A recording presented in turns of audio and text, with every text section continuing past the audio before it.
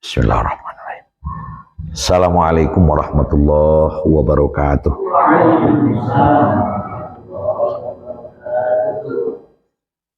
Alhamdulillah rabbil alamin. Alladzi nahmaduhu wa nasta'inuhu wa nastaghfiruh. Wa na'udzu billahi min syururi anfusina wa min sayyiati a'malina. Man yahdihillahu fala mudhillalah wa man yudlilhu fala hadiyalah. Asyhadu an la ilaha illallah wahdah la syarikalah wa asyhadu anna Muhammadan abduhu wa rasuluh sallallahu alaihi wasallam la nabiyya ba'dah. A'udzu billahi minasy syaithanir rajim. Bismillahirrahmanirrahim. Wa man yabtaghi ghairal islam falan yuqbala min wa huwa fil akhirati minal khasirin. Sadaqallahul azim. Bapak Ibu kaum muslimin muslimat yang dirahmati Allah. Pertama kita mengucapkan kalimat alhamdulillahirabbil alamin. Malam ini kita kembali diberikan curahan rahmat dan karunia. Terbesar pada saat ini adalah rahmat iman. Rahmat iman itulah yang menyebabkan kaki kita ini ringan untuk dilangkahkan menuju rumah ibadah kita ini. Dengan kita melangkahkan kaki menuju rumah ibadah tanpa ada embel-embel, dengan kejujuran dan keikhlasan, itu akan mempermulus jalan menuju surga Jannatul Naim. Kemudian salawat beriring salam termohonkan kepada Allah untuk selalu disampaikan kepada Nabi kita Muhammad sallallahu alaihi wasallam. Allahumma sholli ala Muhammad wa ala alihi wa sahbihi ajmain. Bapak-bapak, ibu-ibu, kaum muslimin muslimat yang saya hormati, sudah menjadi pengetahuan kita bersama bahwa kalaulah agama kita Islam ini kita bagi dua, maka separuh bernama akidah dan separuh lagi bernama syariah. Akidah adalah bagian agama, kajiannya itu banyak kepada peristiwa-peristiwa yang gaib.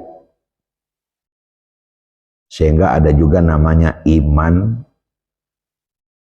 boleh juga disebut dengan keyakinan, hal-hal yang ada tetapi adanya itu hanya dalam keyakinan. Untuk memperkokoh bagian ini, biasanya kita sudah tahu ada namanya arkanul iman, rukun iman. Nah gitu. Sebanyak 6. Percaya kepada Allah, percaya kepada malaikat, percaya kepada kitab, kemudian kepada Rasul, dan hari kiamat, dan terakhir adanya qada dan qadar. Itu semuanya adalah barang atau sesuatu yang hanya kita imani. Kemudian separuh lagi bernama syariah.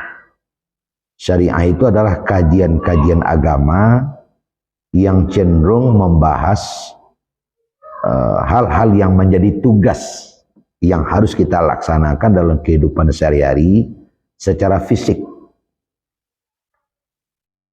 Ini juga disebut dengan rukun Islam. Nah, itu ada 5 rukun Islam itu. Mengucapkan 2 kalimat syahadat. Nah, kata-kata mengucapkan itu sudah memakai lidah dan ada suara. Kemudian mendirikan sholat. Nah, itu sudah nampak sholat. Satu paket ibadah yang ada berdiri, ada duduk, bahkan ada sujud. Kemudian berpuasa. Nah, itu jelas kita menahan haus dan lapar pada hari dan cara tertentu. Kemudian berzakat, itu menyangkut dengan harta. Kemudian haji bagi orang yang mampu, itu jelas dari tempat kita berdomisili, tanah air, dari kampung kita menuju Makkah al-Mukarramah. Nah, Bapak Ibu sekalian, dari kedua coupling ini, kita akan coba membahas menyangkut dengan syariah. Nah, syariah itu dalam bahasa lain juga disebut dengan ibadah atau amal. Atau amal. Makanya dalam Al-Quran, itu ada ayat yang selalu berpasangan itu. Setiap ada amanu, itu pasangannya langsung wa'amilus sholihat. amanu wa amilus sholihat. Jadi amanu itu adalah iman, wa amilus sholihat itu adalah syariah amalnya. Nah, kalau kita bicara masalah amal, tugas yang harus kita laksanakan dalam kehidupan sehari-hari sebagai seorang muslim, itu kan banyak sekali ibadah kita. Ada siang, ada malam, ada sifatnya harian, ada sifatnya mingguan, ada sifatnya bulanan, ada sifatnya tahunan. Nah, begitu. Sifatnya harian, sholat. Sifatnya mingguan, ya sholat Jumat.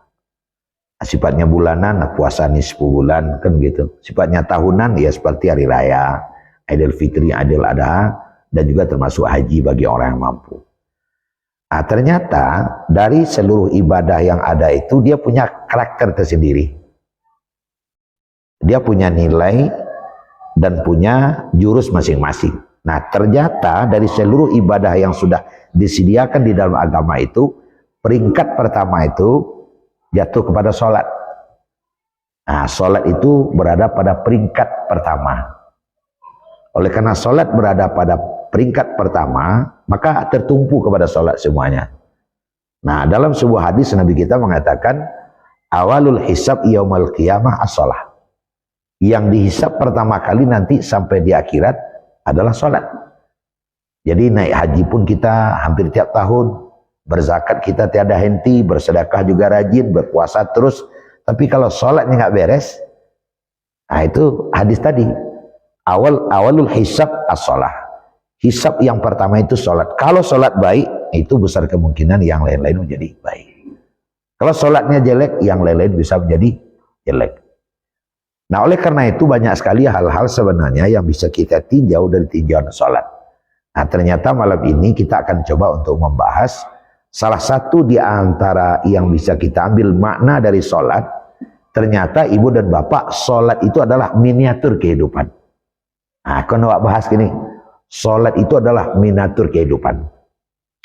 Bagaimanapun di dalam hidup ini, yang kita inginkan itu adalah hasanah fi dunia, hasanah fil akhirah.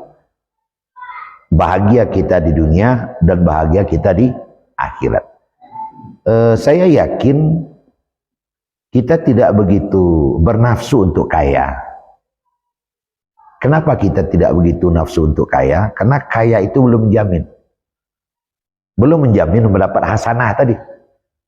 Faktanya apa? Ada orang makin kaya makin susah. Dalam falsafah kehidupan, makin ado makin seso. Kenapa dia sombong sejak dia kaya ini? Akan berbahaya kaya itu. Bagus nggak kaya dia, rendah hati terus. Jadi tanya tuara tuh, kalau tidak lu menjamin, akan begitu. Dan barangkali tidak baik kalau kita terlalu bernafsu untuk berjabatan. Karena banyak pejabat-pejabat setelah jadi pejabat malah makin susah. Akan seperti itu. Nah, kan seperti itu. Nah, oleh karena itu, di mana letaknya sebenarnya? Nah, biasanya memang kita sebagai makhluk manusia, sawah orang tuh tetap tampak dewak lebih jauh. Itu tabiat manusia itu. Rasuk karancak lu punya kawan tuh. Nah, kan seperti itu. Memang itu adalah modal hidup yang diberikan oleh Allah kepada kita. Kita tidak boleh puas dengan apa yang ada. Cuman ada yang terkendali, ada yang tidak. Gitu saja. Jadi untuk belajar itu, mari kita tidur sholat. Jadi sholat itu sesungguhnya adalah miniatur kehidupan yang insya Allah membuahkan hasanah di dunia, hasanah fil akhirah. Nah, bagaimana kalau sholat? Nah, Bapak Ibu sekalian yang saya hormati, sebelum kita melaksanakan sholat, artinya sebelum kita melaksanakan kehidupan. Itu artinya. Nah, sebelum kita melaksanakan sholat, sesuatu yang harus kita lakukan adalah mensucikan diri, badan, pakaian, dan tempat sholat.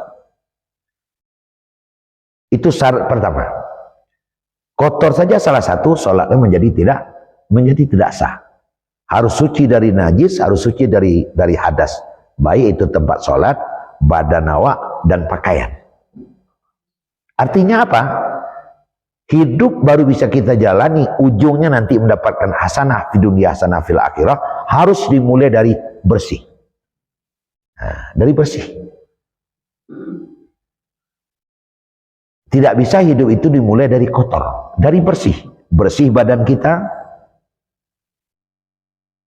Bersih pakaian kita, bersih tempat sholat kita. Bersih bukan hanya dari satu arah, bukan hanya dari kotoran, tapi dari hadas dan najis. Nah Bapak Ibu sekalian, hadas dan najis itu melingkup lahir batin itu. Lahir batin. Umpamanya ada kita sholat pakai mukena, bersih, harum, tapi mukena cilok, nah, berhadas jadinya. Makanya innal kafirina najasun, orang kafir itu najis. Apakah dia najis sama dengan wawaw? Itu ya tidak, tapi hukumnya itu najis. Karena mukena kita adalah mukena yang dicuri, peci kita adalah peci yang dicuri, itu mengganggu kepada sholat kita menjadi tidak sah. Akan gitu. Nah hidup kita mulai dari itu pula. Kita mungkin dalam hidup punya kendaraan, janganlah dipakai auto cilok. Kita hidup pakai rumah, janganlah rumah dipakai siminnya simin tembak.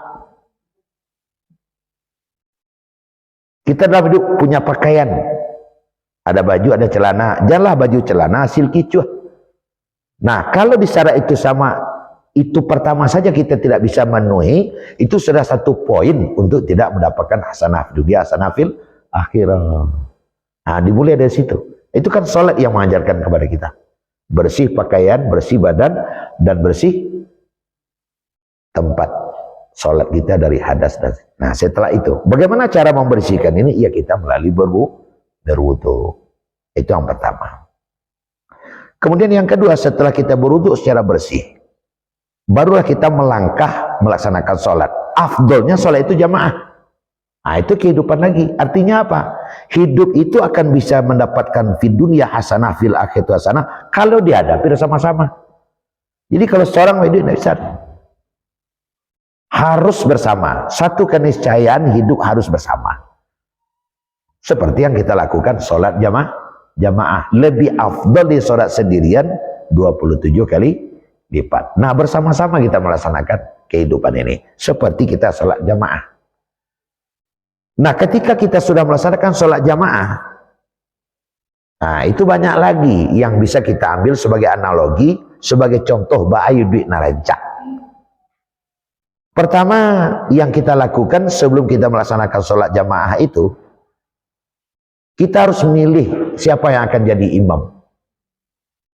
Nah sebelum sholat jamaah dimulai, kita harus memilih siapa yang jadi imam. Nah kalau di dalam masyarakat, siapa yang akan jadi pemimpin? Nah, apa ibu sekalian? Nang kadini adalah ketika imam sudah kita pilih, kemudian dia sudah maju ke depan, lalu dia sudah membaca takbir Allahu Akbar, itu menandakan sholat sudah dimulai. Anda ada cerita lain? Kalau dia sudah sholat sudah Allahu Akbar, tangan sudah dilipat, jangan dia nyanyi ke belakang lagi. Tidak bisa dah. Tidak bisa dah. Kapan tidak bisa itu dilakukan? Kalau sholatnya sudah selesai untuk sholat yang kedua baru bisa. Makanya jangan terjadi hal-hal yang tidak diinginkan. Di waktu memilih imam, aku harus detail.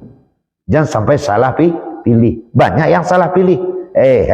Itu jadinya kita tidak bisa menyalahkan dia karena kita yang memilih dia untuk jadi imam. Nah Bapak Ibu sekalian, nanti kita akan uraikan ada kriteria menjadi imam dan itu adalah miniatur kehidupan. Pertama, di dalam sholat jamaah yang akan dipilih jadi imam itu adalah yang paling qori. Syarat untuk qori harus ada suara, jangan dipilih orang bisu. Nah, apakah jadinya sholat bukan? Makanya kita harus tahu dulu, ini dia bisu nih, disuruh aja kok tuh bala jadi sholat. Apa mangko sholat? Berarti bukan dia yang salah, awak menunduannya kok. Nah gitu. Nah sekarang dia tidak bisu. Kalau dia tidak bisu, masuk kepada kriteria yang berikut di dalam poin yang nomor 1 ini, suaranya harus bagus. Kenapa suaranya harus bagus? Ini sholat bukan 1 detik. Ada 2 rakaat yang dia harus baca ayat. Terang ada telingo. Lama terang ada telingo hanya suaranya kah. Nah kan gitu. Sebab kalau suaranya itu tidak enak, Nggak lama, apalagi menuri-nuri suara lain, mau kau bantu kambing TKB, wah. Kau bantu ayam kanela cuy, wah. Banyak lagi, makanya suaranya harus yang qari, dia harus punya suara. Nah, kemudian dalam poin nomor 1, kok ada kriteria yang ketiga, dia harus fasih di dalam berbahasa. Nah, harus fasih di dalam berbahasa. Kenapa? Karena seorang imam dia akan membaca ayat. Seorang pemimpin akan memberikan uraian, akan menyampaikan arahan, akan memberikan petunjuk-petunjuk. Karena seorang pemimpin dia identik dengan speech, dengan berpidato. Nyo akan naik mimbar tarwih. Hanya ngecek teloh. Alun selesai kalimat yang pertama, oleh ditumpu oleh kalimat yang kedua. Apa jadinya? Dia harus fasih berbahasa. Nah, tentu Bapak Ibu akan bisa menggambarkan yang bicara di depan umum itu, yang fasih bahasanya, sistematis kalimatnya, kan enak ini telinga mendengar. Tapi kalau tidak pakai rentong saja, tadi lah diulang lo balik. Sekian lah, sudah sekian tuh, 2 kali lama tadi lo balik. Akan jadi tanda tanya oleh orang jadinya. Nah, kriteria pertama kok, dia harus fasih berbahasa, suaranya harus bagus, dan pandai memilih kalimat. Dalam imam qari, nah, itu saya punya. Nah, apabila ada 2 orang atau 3 orang qarinya sama, nah, siapa yang pilih lah? Dia pas. Kalau qarinya sama pula, maka pilihan kita jatuh kepada kriteria yang kedua, siapa yang paling tua? Yang tua umurnya dari yang 3 itu. Nah, setelah kita baca uraiannya, tua kok 2 macam. Ada tua karena umur, ada tua karena dituakan. Nah, 2 macam. Nah, ada tua umur, ada tua yang dituakan. Kata-kata tua itu yang terkandung di dalamnya adalah akhlak. Baik tua umur maupun tua yang dituakan. Ini ada orang tua tapi kemudah-mudahan. Tapi ada orang muda namun dia berpaham tua. Mana rancak? Ancak orang muda tapi pahamnya tua. Daripada orang tua kekanak-kanakan. Kan begitu. Taruh dia qari, enggak baik. Tapi di kriteria yang kedua kok bisa nyokaneh. Jadi yang tua. Kenapa demikian? Karena Bapak dan Ibu, umur atau tua itu mempengaruhi. Tua itu mempengaruhi. Nah, bagaimana kita secara arif untuk menunjuk sian tua umurnya? Nah, awak sebagai calon-calon imam, kemudian ada kriteria yang seperti sudah kita ketahui tadi, tentu menghadapi di umur awak. Lewat ketek maju lo ke muka, pada orang tua masih ada, akan seperti itu. Tapi ketika orang tua itu dia sangat sadar, suara itulah kareh ke dalam bodoh keluar, diserahkan kepada kita, itu tidak ada masalah. Itu namanya sudah ada serah terima namanya itu, tidak ada masalah mewakili dia kita. Nah, itu. Rupanya di umur sama lah. Nah, kalau sama lo di umur, nah masuk ke yang ketiga, nandulu hijrah. Pada awalnya Pak Ibu memang yang dulu hijrah kok maka suinya nandulu hijrah dari Makkah ke Madinah. Nah, kalau itu tentu tidak akan masuk ini lah. Wah, lagi minggu lalu baru kan. Ternyata ini juga memiliki makna dulu hijrah kok yang paling banyak pengalaman berjalan di muka bumi. Yang banyak pindah-pindah. Di Padang Panjang pernah, di Bukit Tinggi pernah, di Medan pernah. Dia qari, dia lebih mumpuni ketimbang dari ketek sampai mati di Permanjang saya. Kenapa? Karena jauh berjalan, banyak dilihat. Panjang umur, banyak diraso. Jauh berjalan, tahu dulunya. Jauh berjalan banyak dilihat dengan syarat dia teoto ndak lalok. Kalau lalu itu tidak nampak je lah dong. Jauh berjalan banyak dilihat. Artinya kalau dia sudah berpindah-pindah kemana pergi, pasti pengalamannya lebih banyak dan secara psikis jiwanya akan lebih bertanggung jawab. Karena dunia kalau ketek ketimbang dari lahir di situ saja. Nah, dalam kriteria tadi, jadi yang lebih dulu hijrah, kemari larinya. Yang paling banyak akan seperti itu. Ternyata di sini sama pula, maka pindahlah kepada kriteria yang berikut, yang paling banyak ilmunya, yang paling alim.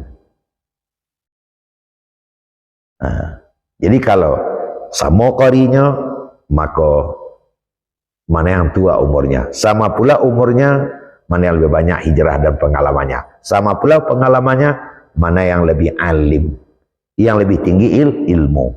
Nah, salah satu antara kriteria yang dapat diambil ilmu itu kan sekolah. Nah, jadi wak lihat kalau si aku sekolahnya anggo SD saja aku sekolahnya SMP juga, aku sampai SMA aku kuliah, tetapi tidak selamanya itu menentukan. Nah, kalau masalah pengetahuan dalam hal apa? Pengetahuan di dalam hal perimaman. Ya sekolahnya tinggi, imamnya nak pandai ada aja tuh. Kadang-kadang lah S2, S3, bagaimana macam Assalamualaikum salah. Macam ayat dulu repeknya. Kenapa? Karena disiplin ilmunya bukan di situ. Jadi alim di sini adalah alim dalam hal pengetahuan agama atau pengetahuan menyangkut dengan masalah sholat tuh. Itu sehari-hari bisa dilihat itu. Dan dia juga menyadari. Orang banyak akan memaklumi. Ilmunya tabah, ilmunya tipih, ilmunya banyak atau ilmunya seketek. Tampak ada waktu. Kiranya ilmunya kok sama loh. Maksudnya kali mulai. Akhir kriterian kalimo yang paling banyak jamaahnya, pengikutnya. Yang paling banyak pengikutnya. Apa maksudnya paling banyak pengikutnya? Yang paling luas pergaulannya. Kemana saja dia pergi di Padang Panjang ini dikenal orang. Awak PC ke Kota Katiak, nak tahu orang Jawa. Kalau nyu tahu sadonya, maka dia lebih berhak. Itu maksudnya di situ yang paling banyak jamaahnya. Kiranya jamaahnya sama pula, baru masuk kriteria yang terakhir. Kriteria yang terakhir itu adalah yaitu yang paling menarik tampilannya. Rupanya kau masuk kriteria apa, Mois? Yang paling menarik tampilannya kau. Makanya Nabi Muhammad SAW itu tampilannya paling menarik, gagah. Itu kriteria terakhir, bukan pertama, terakhir. Kalau sejauh yang ibu ketahui, Nabi yang paling menarik tampilannya Nabi apa? Yusuf. Nabi Yusuf. Cerita Nabi Yusuf saja dalam Al-Quran itu wahnya bukan main itu. Kalau dikumpullah ganteng laki-laki ini semuanya, diambil seluruh ganteng laki-laki yang ada di dunia ini, dikumpulkan jadi satu, lalu dibulatkan, kemudian dibelah dua. Sebelah itu milik Yusuf tuh. Nah sebelah itu bagi setiap seorang. Awaralah kagagahnya Yusuf. Kenapa ya bayangkan tuh? Sehingga dalam Quran digambarkan Zulaiha sebagai ibu angkat pernah digosip. Bodoh Zulaiha, jatuh cinta sama anak angkat. Zulaiha tidak menyerah. Diadakan sebuah acara. Diundanglah ibu-ibu tukang gosip. Seluruh ibu-ibu dan wanita itu diundang. Pas sudah nyampe satu tempat, kasih mangga, kasih pisau. Mangga kupas mangga semua. Pas sedang mengupas mangga asik, Yusuf, kau lewat di depan mereka, lewat Yusuf. Apa bilang mereka bersama? In hadza illa malakun karim. Masya Allah, ini bukan manusia, ini malaikat. Akhirnya yang mengupas mangga, yang dikupas apa? Anan disaiknya lah. Tangannya lewat darah-darah. Setelah Yusuf lewat di ke sebelah, baru bapakian. Lewat darah-darah. Apaannya? Ada yang tiari merasa itu. Kalian baru sekali kok lewat Syahid. Ada yang tiari itu dia. Baru bimanggu asalnya. Awara kagagah Yusuf. Kenapa ya gambarkan tuh? Ambo di Ukit Surungan pernah tuh berkumpul ibu-ibu majelis taklim kok bagi japan. Bagi lebih sokat tercek seorang. Lalu mo kiranya pungkang Jepang ke kamu. Ini tangannya saya dah. Jepang itu tiba lewat. Lalu aja. Itu gantengnya Yusuf. Nah, Nabi Muhammad sallallahu alaihi wasallam dia itu leh. Makanya paling sempurna. Tetapi kesempurnaan Nabi itu secara posturnya tidak bisa tembus oleh pandangan mata sekaligus. Kenapa tidak bisa tembus? Itulah karamahnya Nabi kita Muhammad sallallahu alaihi wasallam. Nah, disitulah Nabi makanya bisa diterima. Dia paling sehat dan posturnya paling bagus. Nabi Muhammad paling sehat. Sebab yang tampilannya paling menarik itu di dalamnya masuk kata-kata sehat. Harus sehat. Tidak mungkin lah acara diundur karena Nabi asam uratnya naik, kan aja. Mengayo kareh itu jarang. Perang diundur karena Nabi sasango, kan aja. Makanya Nabi itu dalam sejarah tidak pernah sakit. Nabi panianses kete meninggal ya. Nabi Muhammad dirawat, dia menjamin ada. Sehatnya bukan main. Makanya sehat Nabi itu sampai dipertanyakan oleh orang dalam sejarah itu. Manalah menjadi rahasia wangko Nabi sesehat itu. Nabi pernah ditanya, jawab Nabi, saya sehat ini karena saya melakukan 5 hal, kata Nabi. Pertama, saya sholat malam. Kok bisa perhatian sekali? Saya terus sholat malam. Sholat malam itu lebih mengacu kepada sehat batin, tapi juga sehat lahir. Orang yang sholat malam. Jadi setiap malam dia menjalin hubungan yang intim dengan Sang Khalik. Tidak karuah sudah. Yang kedua, saya bangun pagi. Jadi Nabi itu cepat bangun pagi. Saya sudah tanya sahabat para medis, kenapa bangun pagi itu sehat? Karena yang sangat kita butuhkan di dalam kehidupan itu adalah udara. Udara paling bersih, ya subuh. Paling bersih subuh udara itu. Kalau tengah hari itu kumuh tuh. Kau bentuk kini kau kumuh kau. Angok ibu beri, angok mau ibu beri, pak meri. Tapi makin malam itu makin bersih, oto makin masuk garasi, manusia makin masuk rumah, sehingga yang di luar itu udaranya bersih. Yang paling keluar lebih duluan pagi-pagi itu dia menghirup udara bersih. Makanya Nabi bangun subuh. Nah, yang kedua, tidak bangun subuh saja, jalan subuh. Karena jalan subuh itu kita akan dapat porsi udara, oksigen lebih banyak. Dan sirkulasi kita akan bisa lebih lancar. Aku tidak apa luangnya subuh. Nah, bangun subuh, jalan subuh. Nah, di sekolah ditopang oleh agama kita, pergi sholat subuh, berjalan. Sebenarnya harus jauh kok. Kalau tinggal selain kau sembahyang subuh, awak sarbaan aja. Kalau bisa. Pulang tuh botol. Nah, makanya bagus. Ya, jauh betul lah kalau pasar Abah. Jalan. Itu yang ketiga. Yang keempat, saya makanya sehat, kata Nabi, karena saya selalu menahan emosi. Emosi, berang. Nabi menahan emosi, Bapak dan Ibu. Dan itu makanya Nabi sehat. Orang yang biasa bangi baka panjang saja, murah ditular penyakit. Ini Bapak KRN kesampaian saya ini tahu nih. Orang yang selalu marah tanpa kendali, ya, coba tanya sama para medis. Organ tubuh akan bekerja berat kalau kita marah. Organ apa? Otak. Dia orang marah itu otaknya kerja berat. Oleh karena otak itu bekerja berat, maka otak perlu amunisi. Apakah amunisinya? Darah. Maka dioverlah darah perut ke otak. Darah perut mendaki ke otak lewat muka, makanya orang berang, mukanya sirah. Ada orang berang pucet. Orang berang pucet, orang pucet katakuin tuh. Dia pucet, ini berang mana? Tuh terus. Kalau orang berang mukanya sirah. Kan ada mau enggak masalah, tapi muka sirah. Kan ada tuh, ampun nak salah bro, tapi telingolanya lo marah itu. Jadi orang marah mukanya itu merah. Kenapa? Karena ada darah dari bawah naik ke atas. Itu Bu, kalau tidak dikendalikan dia bisa menggigil itu. Kan dok macam orang berang menggigil nak. Itu sudah hampir sirkulasi darahnya tidak seimbang lagi. Kalau masih dibiarkan dia bisa pingsan itu. Ada orang berang tuh masuk sobanda bagaja buai ludah. Batu nyeberang dari mana?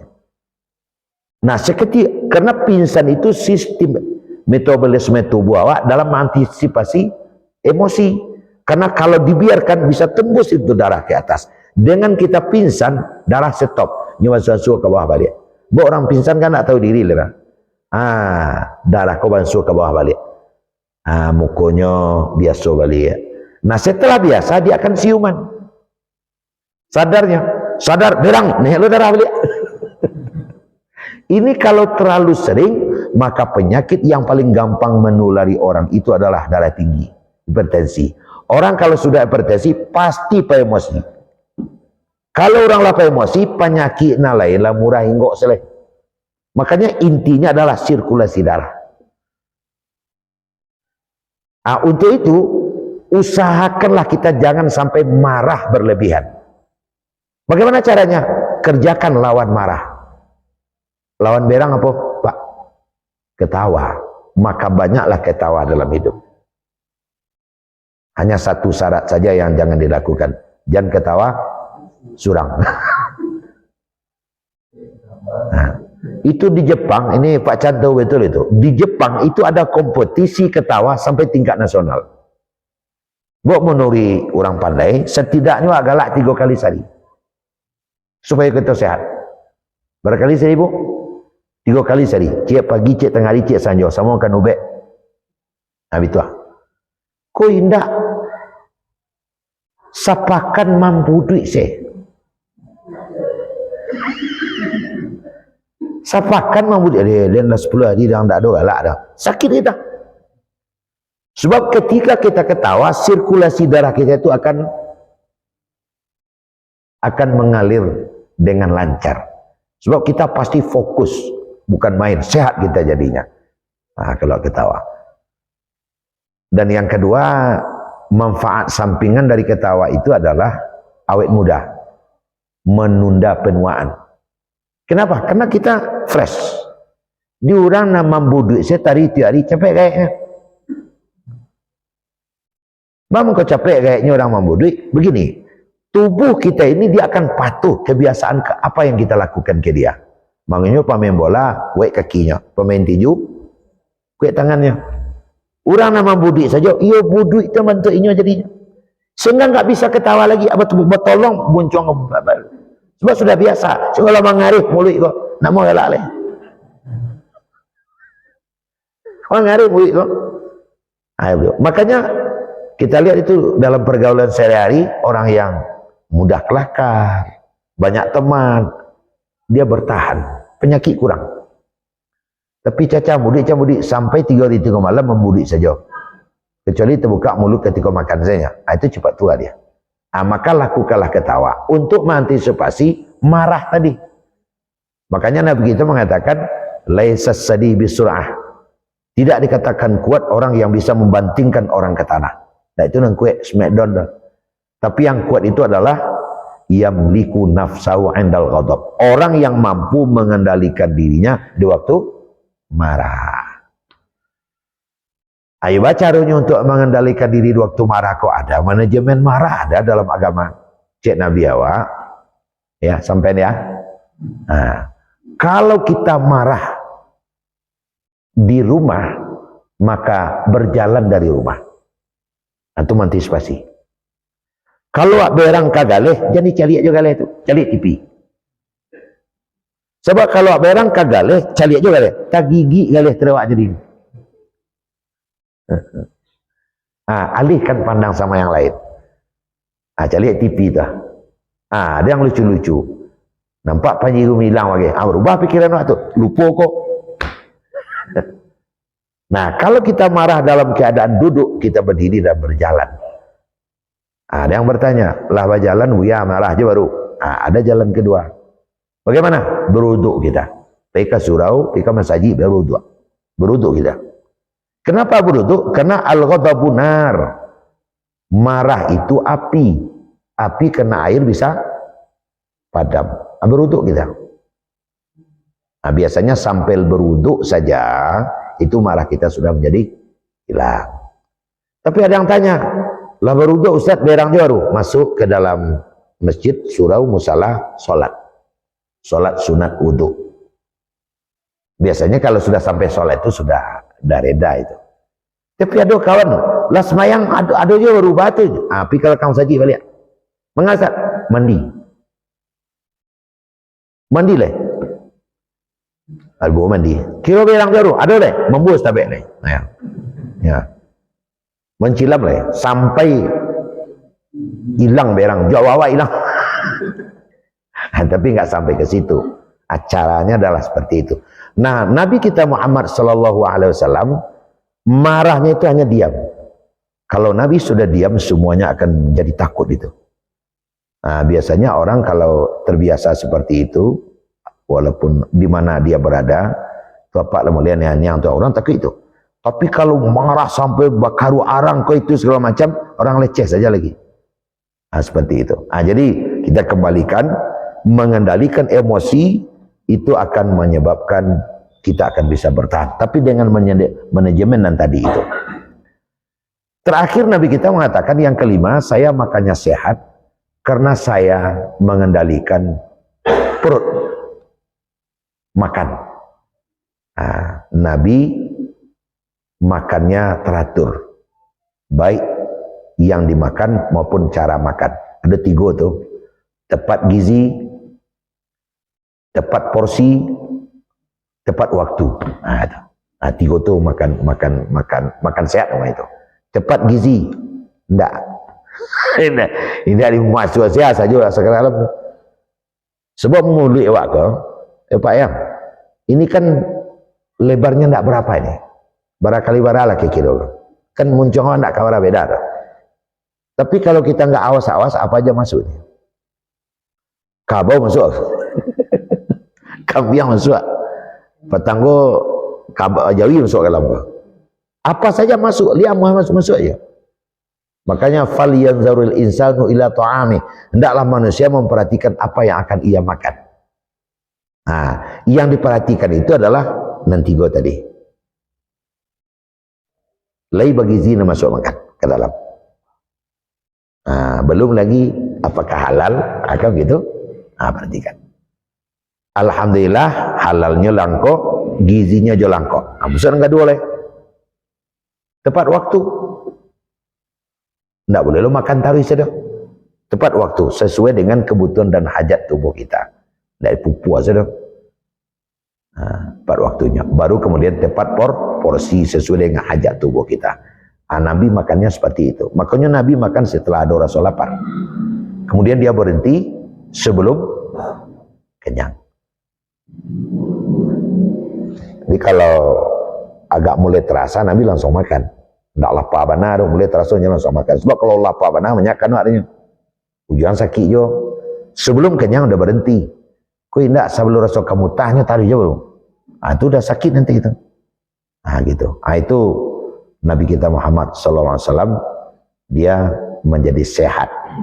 Akibat dia sehat. Nah, apa definisi sehat Bapak Ibu?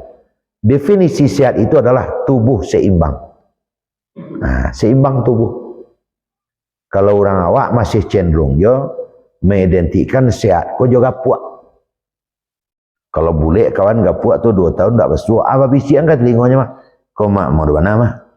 Padahal angok kawan lah sasak kau. Orang gemuk belum tentu sehat, walaupun tidak setiap kurus itu sehat. Tapi yang sehat itu adalah fasawwaka fa'adalak, tubuhnya seimbang, itu nasihat.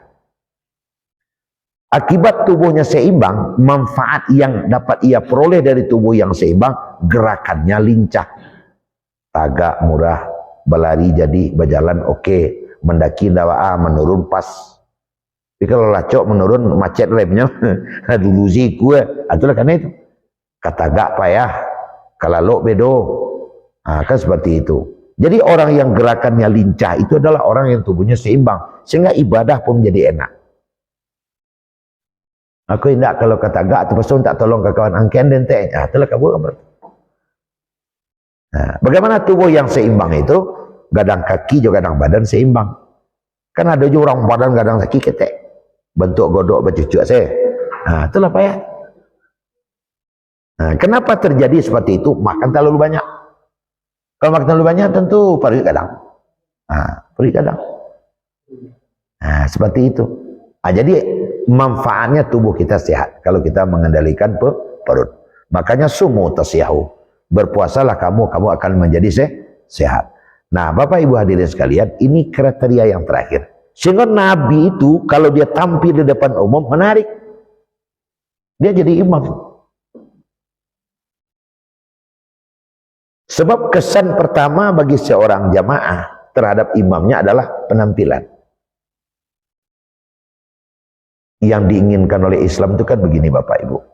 Baru saja tampil orang punya kesan baik. Apa kesan orang ketika dia tampil? Wah, ikoyo kok. Itulah poin cik itu. Poin cik itu. Tapi poinnya kamu kok. Tidak. Itulah kamu apa? Makanya setiap Rasul dan Nabi itu diutus oleh Allah, dia menarik. Nah, dia menarik. Nah, setelah seluruh kriteria itu kita usahakan, kemudian jatuh pilihan kita. Nah, ini bukan ada kaitan dengan 2024, ini kebetulan saja itu. Setelah itu jatuhlah pilihan kita. Alhamdulillah, lah sanang, nawak cari lah basuh, nawak pilih lah dapat. Ditunjuk dia jadi imam, maju dia ke depan. Itu kan cuma usaha kita. Sesungguhnya kita nggak tahu. Kiranya salah imam kok. Nah, itu dalam masyarakat itu. Kita sudah memilih pemimpin. Tersalah pemimpin. Apakah harus dibiarkan? Kalau dalam sembahyang salah imam, Bapak biarkan atau tegur? Pasti ditegur. Salah baca ayat ditegur. Salah dengar gerakan ditegur. Patut tagaknya duduk ditegur. Patut duduknya tagak. Patut lu baranti lah di repnya ditegur. Akan seperti itu. Tetapi dengan cara menegur yang benar. Kalau apa-apa menegur bang, dibaca subhanallah. Kalau ibu dibaca terompa atau bang, kita buat tangan kan gitu. Buat tangan. Nah, bagi kita yang bakal jadi pemimpin, kita juga harus tahu. Ada tepuk tangan, sadari diri capek, mungkin ada orang salah. Ada orang baca subhanallah, mungkin ada orang salah. Akan seperti itu. Kalau dia baca ayat salah, dapat ayatnya oleh kita tunjukkan ayatnya tadi. Zalikal kitabullah. Nah, itu ni lakang. Tunjukkan. Tak boleh zalika ta'aturin kecian. Tak boleh itu. Itu lain. Lo nanti ibu kata, acang itu ni gawat sudah. Berketupai dia. Jadi ditegur tapi dengan cara menegur yang benar. Saya pernah satu kali Pak Ibu di Sukomaju, udah bertahun berapa itu saya lupa. Ambo ngaji situ mau terlambat tiba. Yang menjadi imam, aduh Pak Muncak almarhum gareh-barehnya dulu. Pak Jan tahu tuh. Itu yang jadi imam. Karena ambo terlambat tiba di kami. Pas rakaat pertama membaca ayat, saya baru datang buka sepatu. Jadi dibaca oleh Pak Muncak kok. Alif Lam Mim. Alif Lam Mim. Ini Alif Lam yang mana ini? Zalikal kitabul la raiba fi, surah Al-Baqarah Alif Lam Mim juga. Surah Al-Imran Alif Lam Mim juga. Surah Sajadah Alif Lam Mim juga. Ya enggak? Tentu ragu orang ke menunjukkan. Ditunjukkan di belakang. Itu yang orang tua dari yang tukang kayu itu Pak Is ya Pak ya kayu itu kalau lupa bah ini tunjuknya di belakang. Cuman oleh karena nggak tahu Alif Lam Mim yang mana, nyoko dia lah tukar. Nah itu nggak masuk juga itu. Akhirnya oleh Pak Muncak ini ditukar dengan wal asri. Kan jadi juga salatnya. Aku salli dulu ala galak-galak la ilaha illallah. Tukar. Nah. Caranya kan benar itu. Tapi dalam salat enggak boleh gitu. Mungkin kita bacakan pangkal ayatnya saja. Qul huwallahu ahad, bilang gitu saja. Artinya baca sekul kulhu. Kita bacakan ayat yang mungkin menurut biasa dihafal oleh orang. Artinya yang menurut pendapat atau menurut perkiraan kita, dia pasti hafal. Qul a'udzu birabbin nas, umpamanya itu. Jangan tukar. Nah, jam itu. Sebab kalau tukar nyut, jahat kah nyut. Kan terjadi dialog jadinya. Kan heboh jadinya, terjadi dialog. Untung saja dia cepat arif, tukar. Wal asri innal insana lafi khusr. Tapi kalau dia tanya lagi kan terjadi loh, jahat kah. Waduh, dalam fair aja, itu sudah. Nah itu makanya dia sudah jadi pemimpin, dia salah, ditegur dengan cara yang benar pula. Akan nampak itu sholat itu adalah miniatur kehidupan. Bagi kita sebagai pemimpin yang sudah ditegur, jangan rengkang loh. Subhanallah, podang subhanallah. Nah itu, lalu kita ingat, patu duduk awak tagak, ingat langsung. Biasanya awak tekan awak sekali itu, duduk awak sekali. Orang lah panik baca subhanallah, awak tarik saya, tak ada situ, dia gini ngomongnya, lalu boleh itu lah. Ingat di mana kesalahan kita. Nah, timbal balik. Nah, seperti itu. Nah, jadi Bapak Ibu sekalian, nah kalau seandainya ditegur, nggak mau dia juga, nah sesudah sholat kita sampaikan. Kita ikuti saja dulu, umpamanya patuh tagak sadakah lainnya salam, itulah selesai sholat. Nah, siap sholat tak? Ustaz, 2 rakaat Ustaz, wah sholat maghrib. 2 baru, tambah 1 rakaat lagi. Tetap dia jadi imam. Nah, itulah yang kecian waktu turun lari pulang. Nabi turun. Kecian lelo. Kan bisa saja dia khilaf seperti itu. Jadi sholat itu betul-betul miniatur kehidupan. Nah, setelah selesai, imam itu kan ngajak kita, Assalamualaikum warahmatullah, Assalamualaikum warahmatullah. Itu artinya apa? Artinya kita harus menyebar salam, ucapan selamat kepada seluruh kawan-kawan dusana, saudara-saudara kita, siapapun dia, kiri dan kanan. Assalamualaikum warahmatullah, Assalamualaikum warahmatullah. Itu damai kehidupan waktu itu. Saf rapik lah tu. Tak ada dah. Lawak tunjuk jadi pemimpin, wak patuh. Allahu Akbar, rukuk, awak rukuk lah. Allahu Akbar, je rukuk, awak tagak. Pak, rukuk apa aja? Kenakan mah, anda boleh itu dah. Dicurin tu mah, anda ada cerita dah. Kalau dia sudah ditunjuk jadi imam, rukuk je rukuk lah. Bakal apa lah biar rukuk tadi. Macam menantu rendang tadi. Tak mau itu dah. Biar aku menantu bagai. Jadi solat itu benar-benar miniatur kehidupan. Kalau kita amalkan, insya Allah akan selamatlah kita di dalam kehidupan. Itu sedikit hikmah yang dapat kita ambil dari cara melaksanakan solat, merupakan ibadah utama dalam Islam sebagai miniatur kehidupan kita. Baiklah Bapak dan Ibu yang berbahagia. Dek rancak film Tarzan sehingga menonton sampai pagi. Dek telanga orang lahazan, tentu kita mengaji langsung berhenti. Banyak maaf, insyaallah kita sambung videonya. Assalamualaikum warahmatullahi wabarakatuh.